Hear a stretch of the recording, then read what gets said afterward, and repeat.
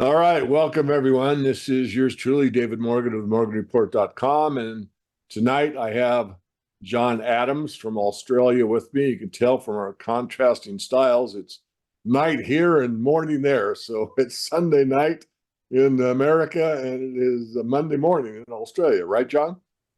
Correct. How are you, David? It's been a while. We've been on camera together, probably 3 years, but it's good to be back. It is. So today we're going to probe. I'm going to have you introduce yourself. I know who you are, but some of my viewers probably won't. But John's been instrumental in a lot of things. He's an economist. He's worked in the government side of things in Australia, very knowledgeable and probably one of the most persistent and perseverant type of individuals I've ever met. And he brought to my attention something I've been aware of, not this exact case, but the awareness of what really goes on at times in some of these depositories, and not all of them are in the up and up. I can cite several cases, and just a few that come to mind, of course, were the Northwest Territorial Mint over in this state. On the other side of the state, Ross Hansen, he had lots of silver products, gold products, and he was in business for a very long time. And basically, he had some of the best prices in the business. And it turned out that he was ripping people off. I mean, some people got their medal, but on the whole, he screwed people. And there's been others. There's one, I can't remember the name of it recently, that did a lot of IRA work for gold and silver IRAs. And they had metal, but not all the metal that they were supposed to. And they're in a lawsuit situation. So these things do happen.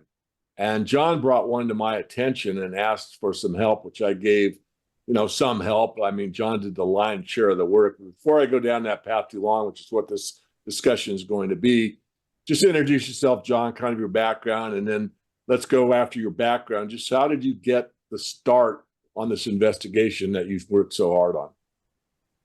Sure. Okay. Thank you for those comments, David. So in terms of myself, so yeah, John Adams, based in New South Wales, in terms of Australia.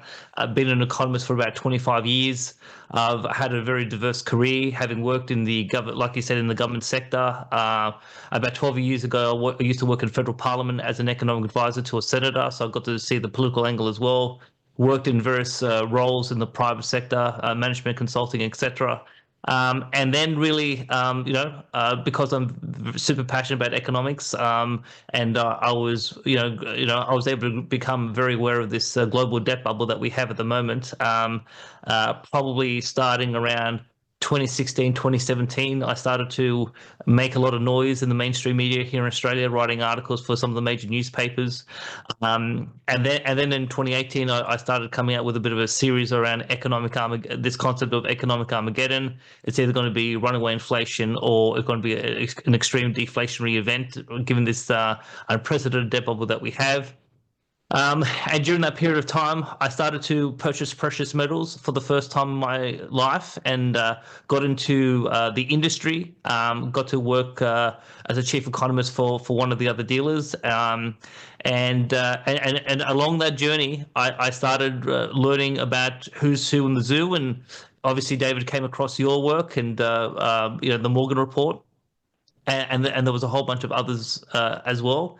And yeah, 2021 was a very interesting year. We had the silver squeeze at the beginning of February. Then we had, I went public in March of 2021 when I heard that the Perth Mint was unable to deliver silver for unallocated, pull allocated accounts. And I think I put out a tweet in March of 2020 that went viral with the help of Wall Street Silver. I think 365,000 people saw it in 2 weeks. And for about 5 or 6 weeks, me, Craig Kemke, Chris Marcus, Big Squeer, Rob Keynes, a whole bunch of other people, talking about the Perth Mint and fractional reserve, unallocated, pull allocated accounts was the talk of the town. And during that period of time, something else happened that really caught my attention. And that wasn't just fractional reserve, unallocated, pull allocated accounts. It was fractional reserve allocated accounts where people were paying storage fees. And there was a situation where there was a woman in New South Wales who had silver stored with a company called ABC Bullion, which is one of the major dealers here in Australia. and she sought to redeem her medal. And they basically told her that they didn't have her product. And so she went public, and it caused a bit of a sort of a bit of a talking point on social media. And then a couple of weeks later, I had the fortune of having dinner with an ABC Bullion employee who basically, again, I'll be a little bit careful here, David, is that, this person said to me that there was a full-on fractional reserve scheme happening at the company, and it was directed by the top. And they were charging fees, they were charging storage fees without actually storing the metal. And basically they were using client metal to either siphon it off to do something else, or they were using it as trying to sell client metal in terms of their own inventory. And so that was a very interesting situation. And so we'll get into this ABC Bullion story shortly, but yeah, I was determined to look into this because I thought it was a big deal, given that this was, I was told that this was a long standard practice, probably spanning for more than a decade, potentially longer. So I definitely wanted to look into this whole situation. And it took me 3.5 years. And what I ended up doing was basically putting an investigation file together, went to a whole bunch of serious lawyers and barristers here in Australia and said, well, this is the allegation, this is the whistleblower. We had a smoking gun piece of evidence, which was a WhatsApp group chat where 7 current and former ABC Bullion employees basically admitted to fraud. So again, this is not me saying that they committed fraud. In their own words, they said they were running a fraudulent storage program, and this was widely known within the company. And so I basically packaged it all up, and then in April of 2022, I went to what I would call the Australian Financial Police Force, which is called the Australian Securities and Investments Commission. So it's the Australian equivalent of the SEC. I guess one of the big differences, David, between Australia and the United States is we don't have a CFTC, so we don't have a commodities regulator like America does. So that's why I went to ASIC, and that was based on legal advice, and then I asked for an investigation. So an investigation happened, and I'll make 2 points before I let you just sort of in terms of jump back in. So there was an investigation. The ASIC came out and said that the company was clean, and then I started to dig even further into what ASIC actually did during the investigation, and I realized that it was a shambolic investigation, at best corrupt. If we want to take the most worst interpretation, certain laws were broken, and we'll get into this in a second, during the investigation, which was, I would describe as an illegal cover-up. But so that's what happened in the investigation. But one thing that really caught my attention, so over the last sort of 6-7 years, as I've been learning all the history of precious metals in the United States, obviously, if you look at 2010, 2011, we had Andrew Maguire, Ted Butler, who's now not with us, Gatta, maybe yourself and others, went to the CFTC in Congress and tried to take on JP Morgan for in terms of the trying to manipulate the COMEX market, spoofing, and a whole bunch of other practices. And in that situation, I think we have a former CFTC commissioner telling Chris Marcus in one of his last interviews that basically the CFTC, the commissioners decided to let JP Morgan get away with some of those practices, and it was so-called, it was said it was a political decision. So knowing the history of when you try to expose some of these dark practices in the precious metals market, sometimes law enforcement will look the other way and try to protect certain interests. And so because I knew that was the experience in the United States, and I was quite cautious about that, but also when I went to ASIC in 2022, there was, at the very beginning, there was a number of warning signs about their level of interest, the level of engagement, the sort of questions or non-questions they were asking me and my team. And I thought to myself, well, there's a deeper story here. And I'll say that in the Australian context, ASIC has been well known to be a failing government agency. And so I decided to do something about that. And I wrote a public report, published that report in October 2022. It was able to get national headlines, and within 3 weeks, I triggered a inquiry in federal parliament into ASIC. And only in the last few months did that inquiry hand down its report after 21 months, and basically said that ASIC is so bad at enforcing the law that it should be abolished, and we need to create 2 new agencies to regulate the financial system. So in a nutshell, David, having learnt a lot of what I know from you and Craig Hemke and others, and then seeing what happened in 2021 with fractional reserve, unallocated, pool allocated schemes, I said, okay, well, let me go and pursue allegation, and the target was ABC Bullion. And then I realized there was something fundamentally wrong with law enforcement. So then I turned my attention to law enforcement, and basically Parliament has said that this organization is so broken that we have to get rid of it. So a bit of a different strategy to what Andrew Maguire did in 2010. He just really went after JP Morgan, and and then obviously I was able to learn from his strategy and said, well, I think I need to do 2 things. I need to go after the bullion dealer, and then I have to go after the cops, and then we'll see where we go. And here we are in 2024 after a 3.5-year campaign. Yeah, and of course you've kept me, aware of it basically the whole way through. And you had an NDA there a few times, and I obviously kept my mouth shut. And it's, really, you're the one. You spearheaded this. You did. I wrote some information for you as an expert witness, and gave you some help along the way. I know I did, but I want to make this about me. So I want to backtrack a little bit where I started at the beginning. And I named a couple of dealers off the top of my head. There's one case back in about, I think it was around 2010, in that vicinity. And it's Morgan Stanley. And one of the whales, I would say, someone had a large account with them, was buying silver and storing silver with Morgan Stanley. Well, somehow or other, he got wind of maybe something wasn't on the up and up, and it had an investigation conducted. And what he found out was that not only did Morgan Stanley not buy the silver, but they didn't even have a vault. And yet he had been charged vaulting fees, month after month after month after month.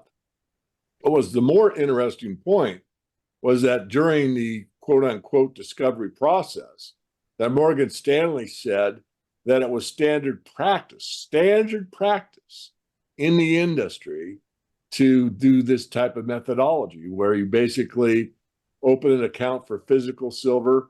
It was being stored, but yet they were just using the derivatives market to cover themselves if by chance someone came by and said, hey, I want the silver shipped to me, or whatever the case may be.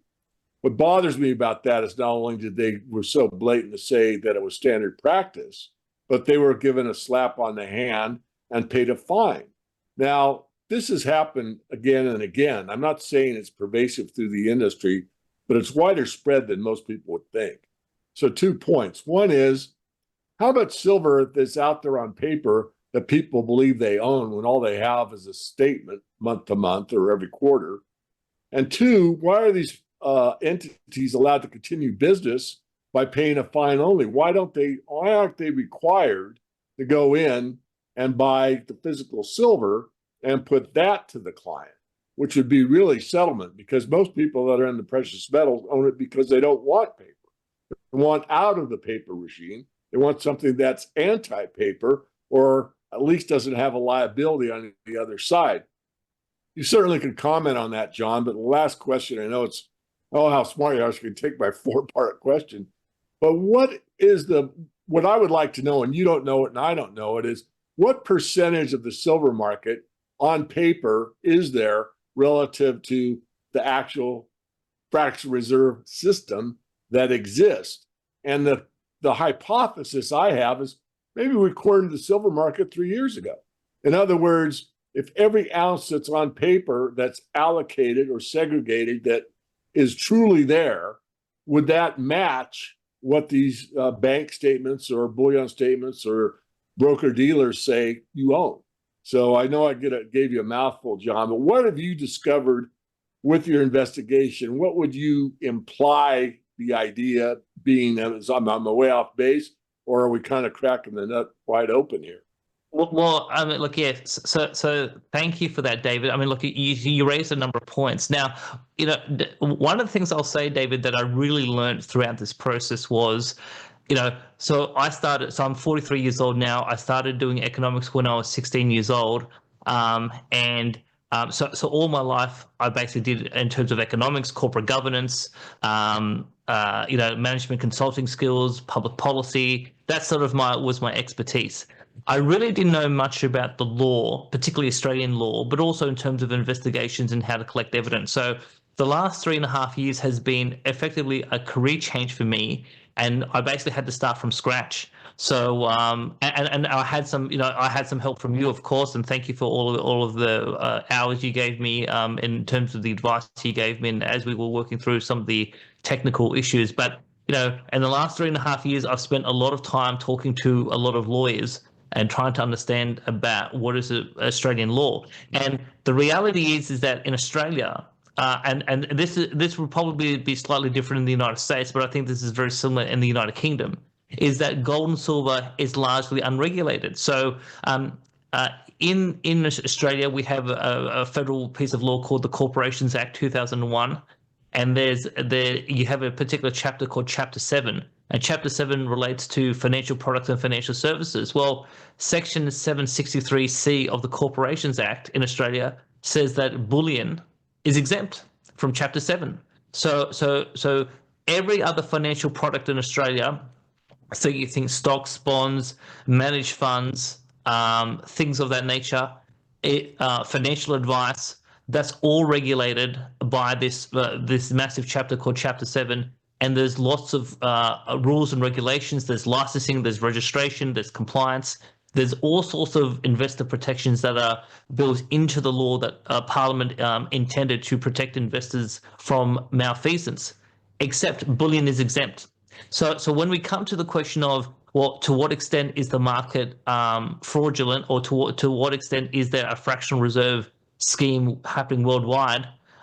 What I can say that at least in the Australian context, we do not know, because there is no real-time tracking of this stuff, and in terms of the bullion industry, it is like the Wild West. Now, one thing I forgot to sort of mention in the introduction of myself, David, is that from 2018 to 2022, I worked for a particular bullion dealer as the chief economist. But last year, I decided to open up my own bullion dealership. So I have me and my business partner, a person called Sam Laurie, and anyone could Google our business, which is Adams Bullion. So the business is based in Melbourne, where Sam is, and we're in the business of trying to provide an ethical bullion service to Australian investors. And we're obviously wanting to educate investors about all these sort of issues, because not only are there issues of ensuring that people get the product that they pay for, and obviously getting the service that they also pay for, but the net effect of fractional schemes is that it manipulates the market. So one of the things that I did in my initial investigation file of evidence that I provided to ASIC was to say, why is this significant to the market? Because one of the interesting things, David, is I met quite a few government officials along this journey, and people said to me is, well, why would you spend 10 months and $50,000 putting a file of evidence together and talking to lawyers and auditors and barristers, etc.? What's in it for me? And really, I said to them is that as an investor, but also as an economist in the industry, I need to ensure that we have genuine demand and supply.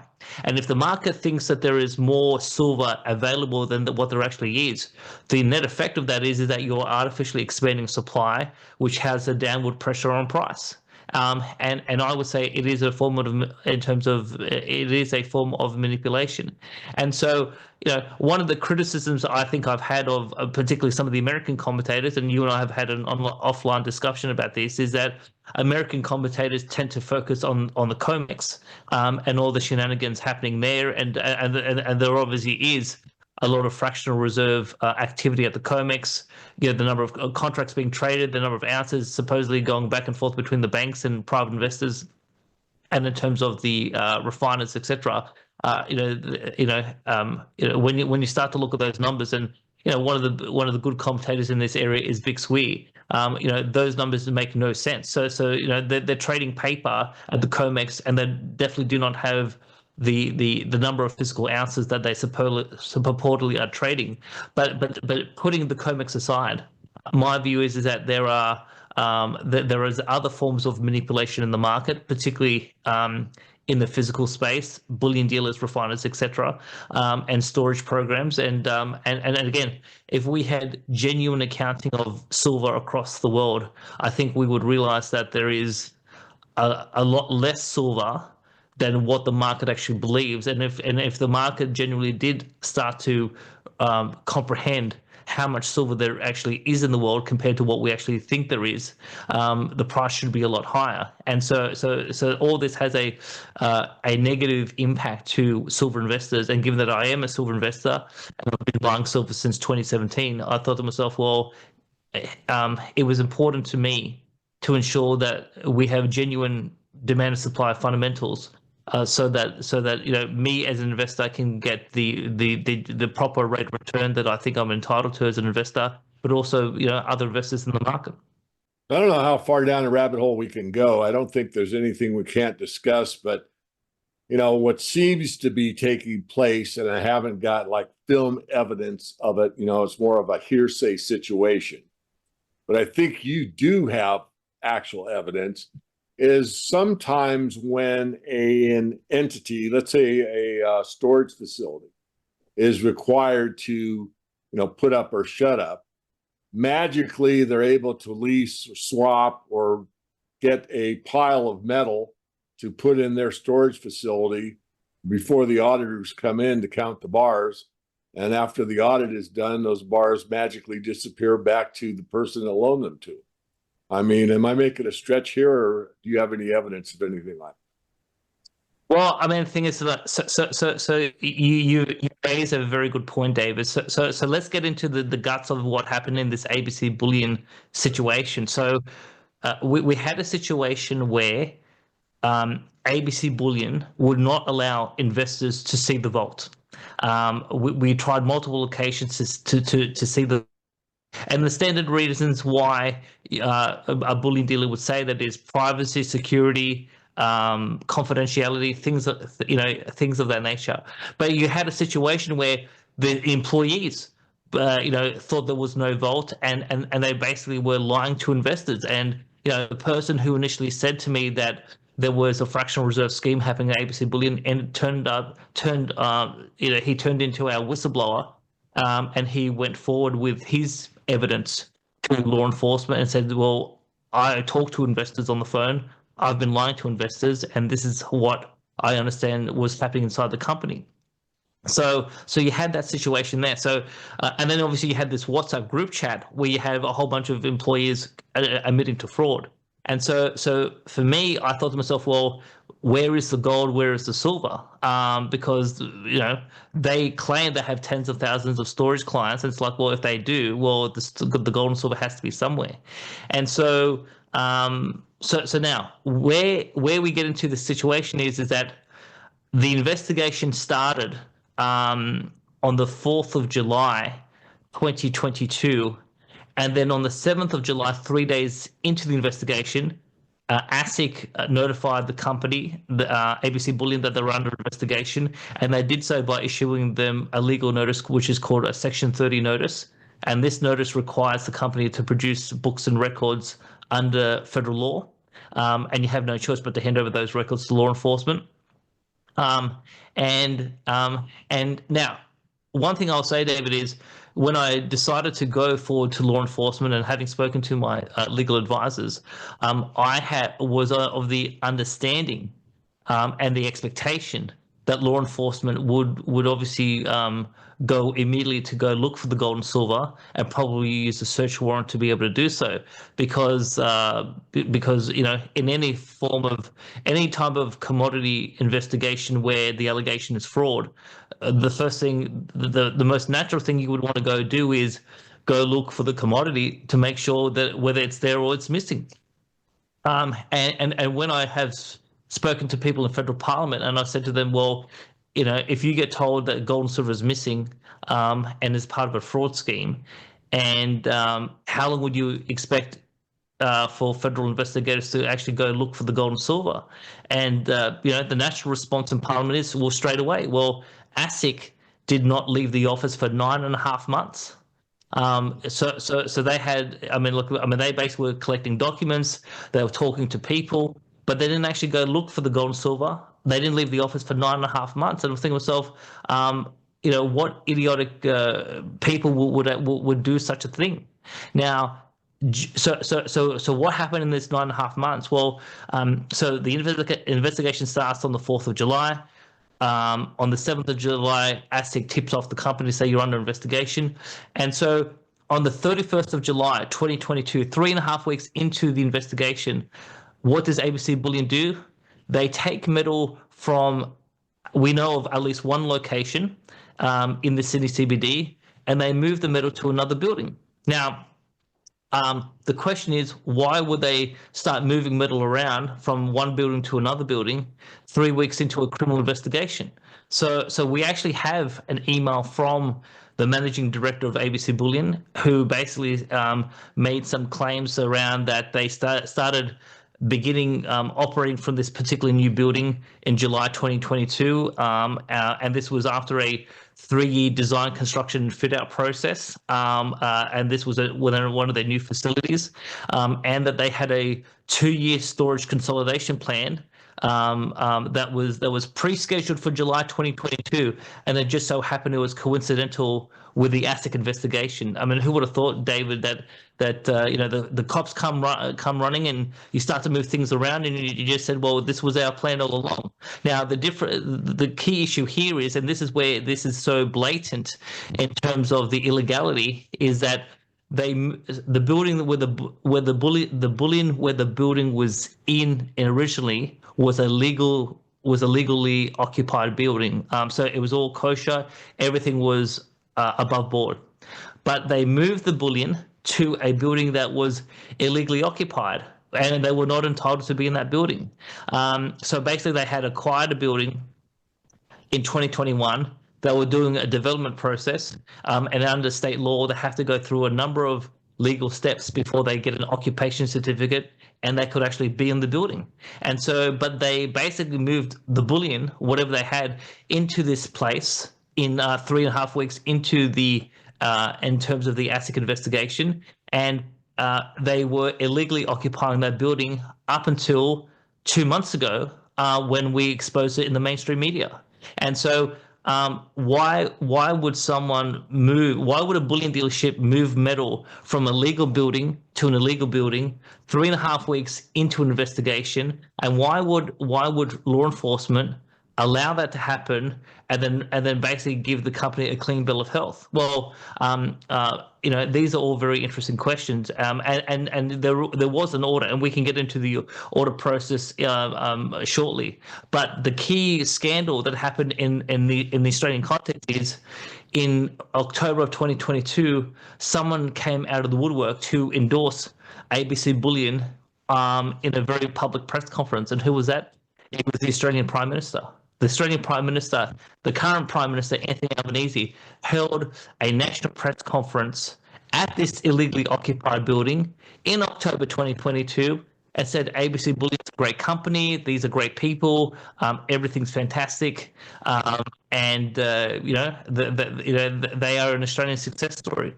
So I mean, who would have thought that during a criminal investigation, the national leader comes out and endorses the company, why they are breaking the law, and law enforcement says there's nothing to see here. And just to sort of round this out, David, is last year when ASIC wrote to me, they wrote me a letter, and they said after a 13-month, $300,000 investigation, we find no evidence of a crime. Now, from September last year to June of this year, me and the team spent 8 months backtracking and trying to understand what did ASIC do during this investigation. And when I produced a new 200-page report, and we basically found the evidence of the illegality. And we actually have now a letter from the local council in terms of the local government sector, and they have said that this building was illegally occupied, this was unlawful, and all of our allegations were true. So this is not a conspiracy theory that this building was illegally occupied. We now have an official government letter saying that this building was illegally occupied. They were never entitled to be there under in terms of state law, and so when I presented all this to ASIC in June, what do they do with my new report? They just threw it in the bin, and they just said we're not going to do anything about it. And I've had some luck with some senators wanting to help me out and pursue this in federal parliament, but this is the most blatant form I'll ever see, where you make some allegations, they don't do a proper job at all. The law has been broken, and they just allow them to get away with it. And if you give any bullion dealership 9.5 months tracks, guess what? I'm sure, particularly a large dealer that has deep pockets, they can cover their tracks. If there's any bullion dealing, but that is the real scandal. Now, why would they move bullion from a legal place to an illegal place? And now, I guess this is where my allegation is that they were running, consistent with what the whistleblower and this WhatsApp group chat was saying, is they were running a fractional reserve scheme. They had a storage place which was only 21 square meters, and I think they were short, and they moved it to a building, and they were able to backfill it. And then when they but having said that, last year in 2023 there was an audit that Deloitte ran, and we have a new whistleblower, a second whistleblower, who basically said that during the audit process they cheated by moving bullion around. I mean, they were given plenty of notice that the audit was going to happen, and they were told to the day, we are coming in to see you on this particular day. And within a 2-week period leading up to the first site inspection, again, bullion was moved around from all parts of the country to backfill the storage program, so that when the auditors walked in, everything was supposedly there. But then the other big scandal is that the ASIC paid Deloitte $136,000 to do a forensic audit, and in this forensic audit they didn't actually count all the metal.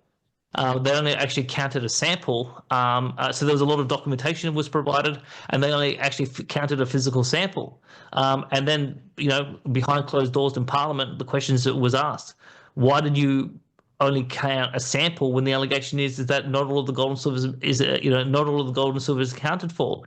And the answer is that ASIC told Parliament, we don't have enough money to count all the gold and silver. Now, do I believe that? Of course I don't believe that. But basically, Deloitte said that based on the sample that they counted, they think that they have enough to cover all of their obligations. But the problem, again, with this, David, is no one has seen the report. Parliament asked for a copy.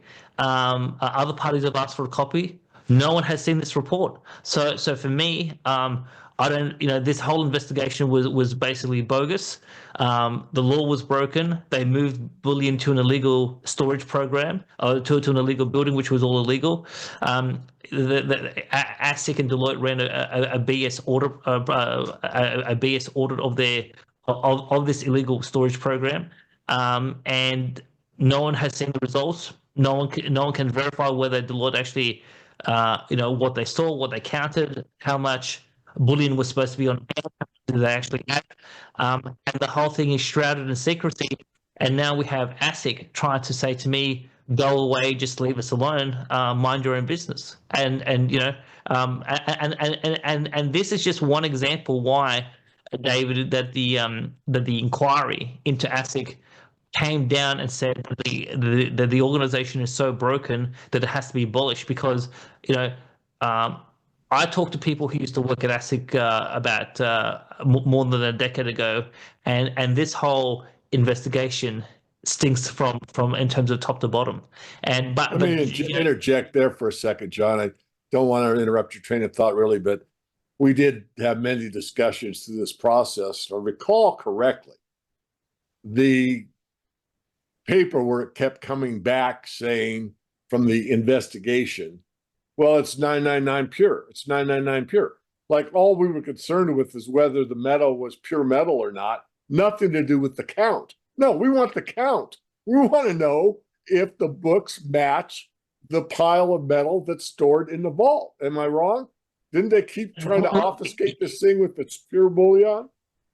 Well, yeah. So the thing about the audit, David, is that so they did test the purity of the metal, and I was sort of when I found that out last year, I was sort of scratching my head, thinking, "Hang on, we never alleged that the metal was fraudulent or it was fake.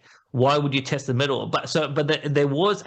There was a count of a sample. Now, how much of the sample do they count? 10% of the metal, 2% of the metal, 50% of the metal? We don't know how much they actually accounted for, but there was some sort of count of a fraction of the storage program, and they were testing metal at the same time to make sure that the metal was real.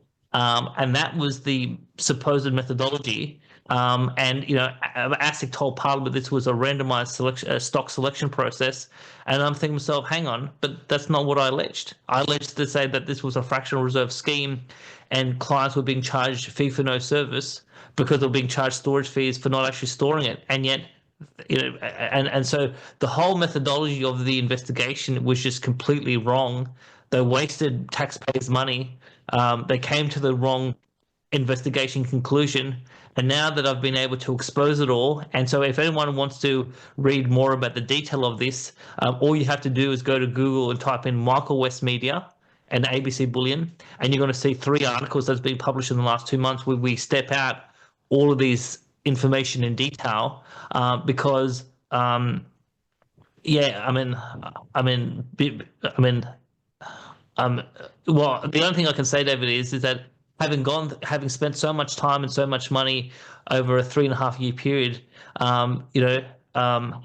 if there was ever a lay down misere case of where you want to actually either go someone look at in terms of go after someone in terms of either a civil fine or a criminal prosecution, this is the most blatant case, and yet for some reason ASIC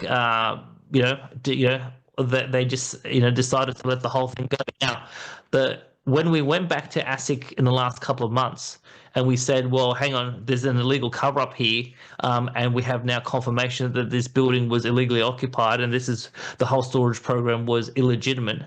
Now, ASIC, from a legal jurisdiction point of view, they're not actually responsible for the actual building, because that's another, they're only responsible for certain parts of the law, not the state government law. So, but there were 2 aspects that we were talking about as well. One is that if ASIC knew the building was illegal and they looked the other way, I say that's corrupt. If they were misled, that's a criminal offense. You can't basically lie to the cops, or you can't mislead them into believing something that's actually not true. But then the other more important issue is that one of the claims of ABC Bullion is that the bullion has been fully insured, and yet which insurance company is going to provide an insurance policy if they knew that the building was illegally occupied? So the insurance aspect, we said to ASIC, you're responsible for that, and then we have a federal piece of law called the Insurance Contracts Act, and so there were certain legal issues there. But so we were very precise. Yeah, and I got independent legal advice, and I had people who used to work at ASIC check all the work, and we basically said these particular laws were broken, and this is how it was precisely broken. Go and do your job, and they refused to do the job, and that's why. In August of this year, David, I did a video on YouTube with someone in Melbourne, and we talked about corruption at ASIC. And what the most extraordinary thing happened 2 weeks after we did that video, and we said that this place is corrupt from top to bottom. We received a handwritten note from an ASIC whistleblower. So someone from inside ASIC was prepared to risk their career and write me and and the person interviewing me a handwritten letter on official ASIC stationery, government stationery, in an official government envelope. And this letter basically said, confidential due to culture of fear. John Adams and Robbie. The other guy was called Robbie. Your videos are 100% spot on. It's the worst it's ever been. I've been here for a long time. It is worse than what you portray in the video. So I do a video saying that this organization is systemically corrupt, and veterans inside the organization are writing handwritten notes on the government stationery saying it's even worse than what you say. And that's how bad this whole situation is. So I no doubt that when Andrew Maguire and others went to the CFTC in 2010 on JP Morgan, there was problems at the CFTC, but this ASIC story is just unbelievable when you really get into the detail. Well, to sound doomy and gloomy, I mean, what do you do when the regulators are corrupt? I mean, is that the end? Well, I mean, two aspects is regulated. So we have a new body called the National Anti-Corruption Commission. So I've referred a number of officials to the Anti-Corruption Commission. Now, one thing I'll say is that Australians across the board had high hopes that on a number of issues over the last decade where corruption was quite blatant, that this organisation would start to clean it up and go after historical cases.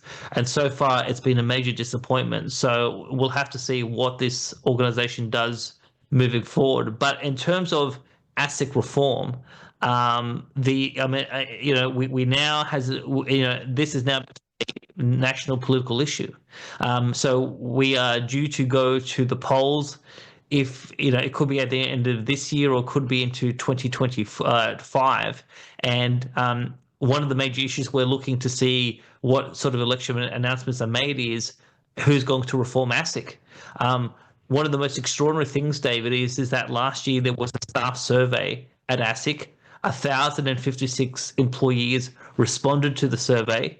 And these were the results in the history of the Australian federal government. And the Australian federal government was created in 1901. So we're talking about 123 years. So you basically, on a scale of 0 to 100, do you know your job? Role clarity, 26%. You had motivation at 22%, satisfaction at 18%, intention to stay at 31%, and the killer is a measure called organizational level quality. I kid you not, David. This is not John Adams, the conspiracy theorist. This is 1,056 employees at ASIC. They ranked their own workplace 2 out of 100, 2%.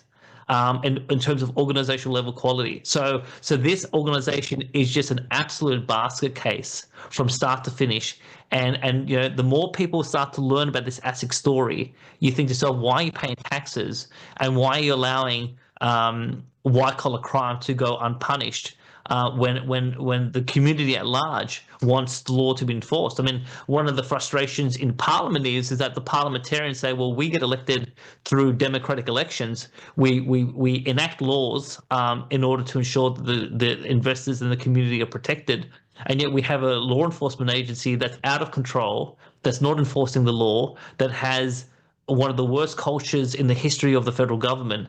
And the current government is doing nothing about it. And so this is now a major political controversy. And we'll have to see what happens. But me and a whole host of people across the country, we are very dedicated. And as I went along this journey, David, at some point I thought to myself, well, this is no longer about bullion and ABC, and in terms of ABC Bullion and storage. This is a bigger issue about law enforcement in Australia, and because we just cannot have a federal regulator that is just so bad at what they do that here's the thing. If I was going to be honest, if I was an economic rationalist, I probably would become a white collar criminal myself, because the chances are I'd be able to get away with it because the law enforcement is just so bad in Australia. But for the average investor in the market, we just can't have a situation where people are actually incentivized to become criminals because the police are just so bad at what they do. Oh, unbelievable, but I know it's true. So I think we've covered almost everything. You want to do a summary? Would you like to press on and tell us more? I think we've covered, at least for the first interview, quite a bit of where it started, why it started, what the investigation took place, the whistleblowers, confirmation, the WhatsApp chat room, And then, of course, you had, I think it was a senator, if I remember correctly, that actually went to bat for you and started asking ASICs the questions and put them on a hot seat, and yet they still would back off. And, well, we can't talk about that now. And it's kind of stuff we see in the U.S. when Congress gets their feet put to the fire. They say, well, this should go to executive session. We don't think. And basically what they're saying is we don't want to lie to your face, or we want to, keep this in the dark and not let the people be aware of what's really going on. Maybe I'm reading too much into it, but I don't think so. So I'll give it back to you, John. I mean, this has been a real heartbreaker in a way, but I'm not surprised because of what I've seen here for a number of years, where these things are covered over and over. And the few that get to the surface, they're just giving a fine, and they basically continue it as just a slap on the wrist to pay the fine and continue business as usual. Which really, if you know the old expression, what's good for the goose is good for the gander. I mean, if the Hunts were, sworn before Congress and never allowed to trade silver again the rest of their lives, well, someone that rips off the public by not buying the silver and not putting it in the vault, they should be, in my opinion, equal terms. You cannot trade silver for the next 10 years or whatever. But oh no, pay the fine. They look at it as kind of the cost of doing business, that this is just part of the overall grand idea that, we're in this business to make money, and that we're going to, some of us may get caught and we'll write the check and press on because it's worth doing it. As you said, you could go into white collar crime and the chances of being caught are very small. And if you're caught, what happens? If you're caught and you're in an illegal building, and you're looking to count the metal, and you do a partial audit, and you tell the investigators that the audit's done, but we only looked at, and then we don't know the number, but it wasn't a full audit, things are good. I mean, what kind of situation we have here? We have a very corrupt situation, and until we really start over, I would say, with regulators that actually do their job, we are really in a very, very precarious situation, are we not? Yes, I mean, well, I mean, we are recording in mid-October, where we're about 2 or 3 weeks away from the U.S. presidential election. One of the things I think that Trump has been able to achieve, particularly in the United States, is wake people up. When you look at the Trump-Russia collusion hoax, how Hillary got away with her crimes and not complying with a congressional subpoena and deleting 33,000 emails and smashing all the evidence up in terms of actual phones. And then you saw all the impeachments and all these court cases and now assassination attempts. People can obviously now wake up and see. And not only that, and obviously all the shenanigans that happened during the COVID-19 period. A lot of people in the West are now waking up to come to the understanding that the elites in Australia, in the United States, in the United Kingdom, Europe, etc., they're not actually governing for the public. They're actually, pursuing policies and priorities and passing laws which are a part of a broader story which the public, isn't privy to. And so while there are a number of people who are still asleep, we still, particularly because of COVID-19, we have a lot more people who are awake. And so, I mean, we're getting to a situation now where, and it'll be very interesting to see if Donald Trump does actually win the presidential election. I mean, he basically has admitted, I saw an interview with him last week where he said the biggest mistake of his first term was he didn't know he didn't know the right people in Washington. He appointed some people that he shouldn't have. But now that he has a good grasp as to who the right people are, he's gonna, this second administration is really gonna push the envelope and try to clean up the system. So it'll be very interesting to see. But in terms of, I guess, a bit of a summary, again. One thing, David, I think if we do come back for a second conversation is I'd love to go into some of the detail in terms of if you are a precious metal investor, what are the red flags to look for, because it was very interesting going through this process, talking to investors and asking them what was their understanding of the product, the service that they were being provided, what sort of questions were they asking of the bullion dealer, and there's a lot of naive people in Australia when dealing in this sector, and I guess my parting message is that a couple of things. One is, if you are buying gold or silver, you have to be very alert to the risks of fractional reserve schemes and claims that are not being backed up. I think you've got to be aware that, particularly in the Australian context, this sector is largely unregulated, and it is to some extent it is buyer beware. You've got to be awake to the fact that the regulator may not be there to protect you, particularly if you have unprecedented interventions by the Prime Minister. Um, and um, and uh, and yeah, we have a governmental system that is completely broken, at least in my country, and I think in the United States as well. And we have bureaucrats and politicians who are pursuing policy priorities which are not in the interest of the people. And no doubt you've spoken about the decline in the West, and all of this that we've laid out today are just a latest series of examples of how certain people get certain treatment, particularly if they're politically connected. And I'm very dedicated to trying to pursue these things, get reform in terms of public policy and in terms of ASIC here in Australia. But obviously, given that I am now in the game as running my own company, is obviously educating investors and making sure that when they do business, when they do buy precious metals, they're buying it from someone who's reputable and they can clearly see, any red flags that are potentially on the table, and then obviously, try to make the best decisions for them and their families so that they can preserve their wealth and do it in a way that they're not going to be caught out through, fraud or fractional reserve. Exactly. John, how do people learn more? I know you have a Telegram channel and probably other contact points. So why don't you give us those? Sure. Look,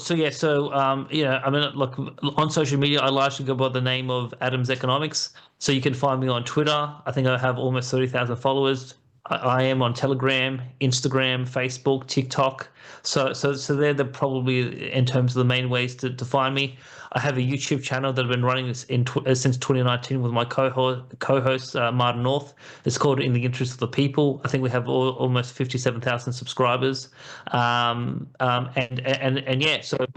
People can reach out to me via email. But obviously, if you want to connect with me and my business partner in the bullion industry, our business is called Adams Bullion, and all you have to do is go to adamsbullion.com, and you'll see our information, and in terms of our product selection, and we're here to help the public and help people get through this, in terms of this unprecedented macroeconomic situation of the largest debt bubble in world history.